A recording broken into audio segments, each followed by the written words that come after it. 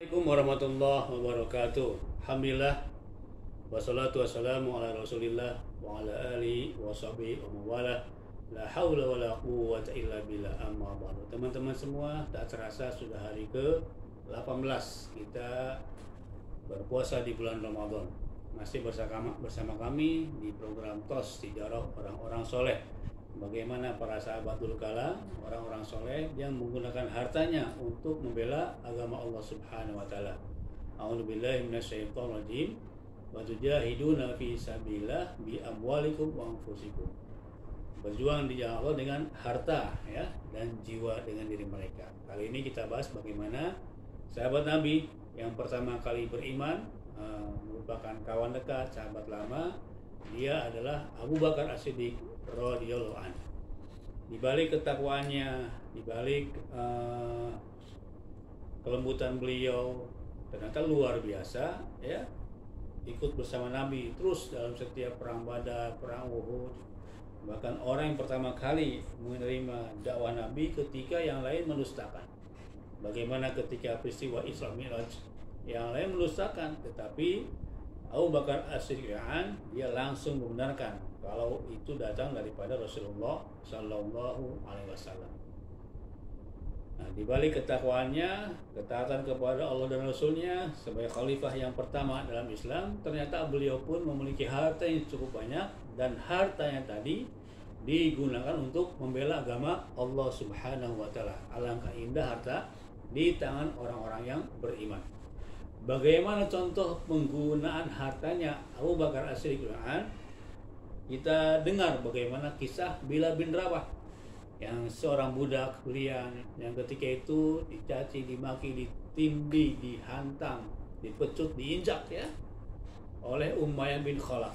Orang kafir Quraisy ketika itu sudah kehabisan cara bagaimana untuk mengajak Bilal supaya keluar kembali daripada agama Islam, kembali kepada nenek moyang yang terdahulu. Ternyata apa yang dijawab oleh Bilal bin Rabah ya, imannya kokoh, hatinya teguh, tidak bergeser sedikit pun keimanan kepada Allah dan Rasulnya. Yang jawaban Bilal adalah ahadun ahad, ahadun ahad, ahadun ahad. Dia yakin kepada Allah yang Maha Satu, kepada Allah yang Maha Menciptakan, yakin hanya kepada Allah yang merajai, Masya Allah. Maka begitulah keteguhan Bilal bin Rabah. Sampai habis cara si Umayyah ini bagaimana caranya untuk mengembalikan Bilal kepada agama nenek moyang. Nah, ternyata pucuk dicinta ulang tiba. Datanglah sahabat Nabi Abu Bakar As-Siddiq radhiyallahu anhu. Apakah dia membawa senjata? Apakah dia membawa pasukan lain? Ternyata Abu Bakar As-Siddiq membawa harta ya, membawa kepingan emas yang ternyata ketika itu dalam suatu kitab dituliskan 9 uqiyah emas. Masya Allah. Abu Bakar As-Siddiq radhiyallahu membeli Bilal bin Rabah seharga 9 uqiyah emas. Maka Umayyah bin Khalaf, ini yang saya tunggu-tunggu. Sudah habis kesabaran saya, sudah habis cara mencaci dia, memaki dia, menghantam dia supaya keluar daripada Islam. Ternyata dia tidak mau juga, dibeli sama Abu Bakar As-Siddiq radhiyallahu. Dan harga yang fantastis ya, harga yang cukup mahal ketika itu. Berapa? 9 uqiyah emas. 1 uqiyah 31, sekian gram emas. 1 gram kalau kita rupiahkan 1 juta, kurang lebih itu hampir 300 jutaan ya, harga Bilal bin Rabah. Dibebaskan dengan harta milik siapa? Abu Bakar As-Siddiq radhiyallahu anhu. Semoga Allah meridhoinya. Kemudian Umayyah bin Khalaf pun katakan, Abu Bakar, rugi kau, rugi, telah membeli Bilal dengan harga yang mahal.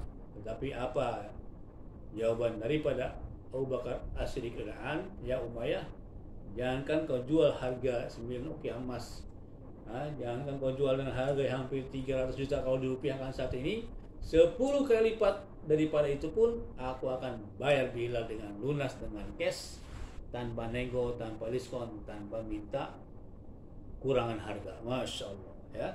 Demikianlah kehebatan harta yang digunakan oleh Abu Bakar As-Siddiq radhiyallahu anhu dalam rangka membebaskan Bilal bin Rabah.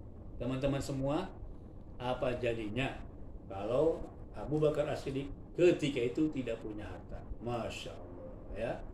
Qadarullah, kuasa Allah Subhanahu wa taala, sahabat Nabi imannya kuat, takwanya hebat, jihad paling depan, hartanya pun luar biasa banyaknya.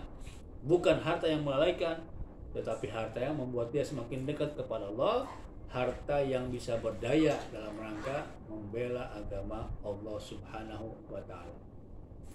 Dan ternyata bukan saja Bilal bin Rabah yang dibebaskan, dibeli kemudian dibebaskan. 8 lebih ya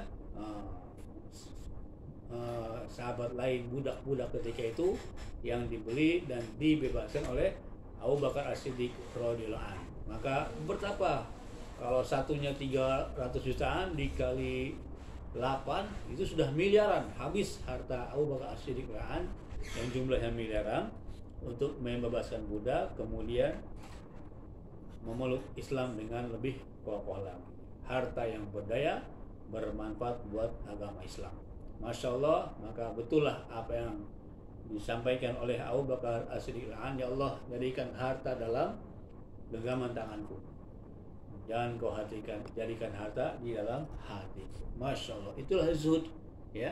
Harta senantiasa dalam genggaman tangan, kemudian digunakan untuk kemanfaatan agama Allah Subhanahu wa taala. Demikian kisah sore hari ini, mudah-mudahan mendapatkan inspirasi, mendapatkan motivasi sehingga kita bisa berilmu, bertakwa dan juga berharta yang semuanya digunakan untuk membela agama Allah Subhanahu wa taala. Ada baiknya dari Allah, ada kurang dari diri saya pribadi. Kita tutup dengan doa kifarat majlis. Subhanakallahumma bihamdika asyhadu an la ilaha illa anta astaghfiruka wa atubu ilaik. Assalamualaikum warahmatullahi wabarakatuh.